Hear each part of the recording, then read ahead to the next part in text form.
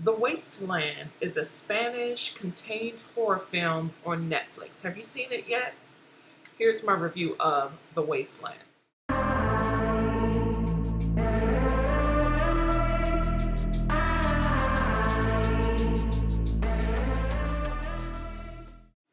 The Wasteland is centered around a father, mother, and their young son who live tucked away in total isolation, seemingly protected from the Spanish Liberation War outside the boundaries of their home, but they are haunted by a supernatural phantom tormenting their otherwise peaceful sanctuary. Now, there are a total of 5 characters in this entire film and one central location. It is in Spanish, but you can see it either dubbed, subtitles, or both. And I watched overdub and the subtitles. The main characters are a married couple named Lucia and Salvador and their young son, Diego. All these characters are fantastic. They live a meager existence in the time of famine. They eat potatoes, rabbits that they can't catch, plants that they can harvest, and water from a nearby murky lake. And they even share baths to conserve water. Their shelter is a wooden cage with extra locks. They've quartered off the land with these skeletal trees that are shaped like scarecrows, and set traps so that their enemies can keep from wandering onto their territory or their property. For most of this film, Salvador is trying to prepare his son for survival in this 19th century wartime world. He's been through turmoil himself growing up. He's witnessed his own sister's death and wants to protect his son and show him how to be strong and to survive in their world and outside their boundaries. But his mother, Lucia, wants to preserve Diego's innocence in childhood. So Lucia prolongs the need for Diego to learn how to operate a rifle and how to slaughter rabbits for dinner. Like, she argues with Salvador that he'll eventually learn. Lucia treats Diego like the rabbits that they're farming. She even scares him when she says it's better to eat the rabbits because beyond the borders, the rabbits are in grave danger. But she's careful to remove flies from the plants that she feeds to these rabbits. So she really does treat Diego like these rabbits, overprotective. I think David did a brilliant job directing this and setting the tone and the themes up in the first act so that we fall for the setup. So we're fooled like the main characters are fooled. And what I mean by that, and this is a spoiler alert, these characters are not actually tormented by a creature. Salvador is psychologically triggered by trauma he survived in his youth. And through ghost stories that he shares with Lucia and Diego, and being stricken with fear of the war, he's manifested fear onto himself and his family. So this fear becomes generational, a generational curse.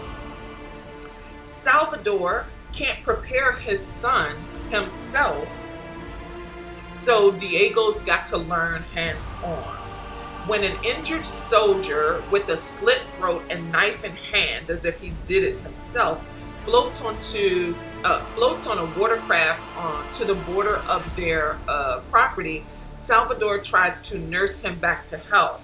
But that following morning, he takes Diego's birthday present, which is a rifle, and blows his brains out, literally. Then, to conquer his own fears and show his son what bravery looks like, Salvador leaves the property beyond the borders to fight the enemy and never returns. This forces Diego to be the man of the house to protect his mom. But once Salvador abandons his family, that's really what it is, their fears grow and manifest in a way they hadn't before. So Lucia becomes so overwhelmed with a creature that only exists in her head, in her mind. She teaches Diego how to protect himself and their property. So she teaches him how to use all the knives they have in their house and how to use the rifle that Salvador got him for his birthday that he never got to use because Lucia protected him from knowing it too soon, quote unquote. But her fear is so strong that she hangs herself. Diego saves her and binds her to the bed so that she can't hurt herself again because he really needs her. But now, at one point, he has to remove these shackles because he needs her help. And now his fears are manifested. He's taken on all of her fears, shooting at an entity that doesn't exist. So again, he loosens her shackles because he needs her. But once she's free, she slits her neck and eventually dies. Because Diego believes that he sees this creature on their property, he lights it on fire, burning down their house. And at this point, he's an orphan who has to veer out into the void and learn hands-on, because he never learned from his father, and he crosses that border never to return. And all we can hope for is that he's learned enough to survive another day. I think the theme of this film is very cut and dry. Your mind will become a wasteland if you let fear control it.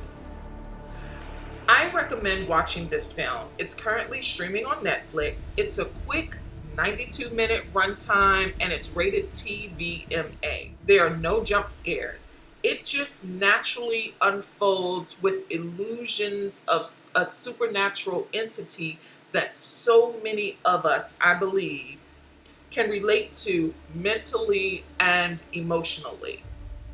The cinematography was very ominous, and when it's dark, it's very dark, like pitch black. The score was subtle, but permeated the tension. The sound editing was great too, with principal photography being mostly inside a timber house.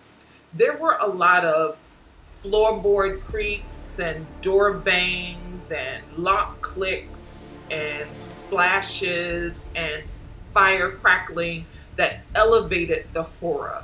So there weren't necessarily quiet moments because it made you feel like you were in this timber house. The acting was impeccable. I think Emma Cuesta, who played Lucia, was exceptional. She conveyed fright perfectly. I watched with subtitles and the story was very easy to follow. I really dig this film. On a grading scale, I'd rate The Wasteland a B. Thank you so much if you stuck around this long. I certainly appreciate you. Please consider liking, commenting, sharing, and subscribing. And until next time, peace.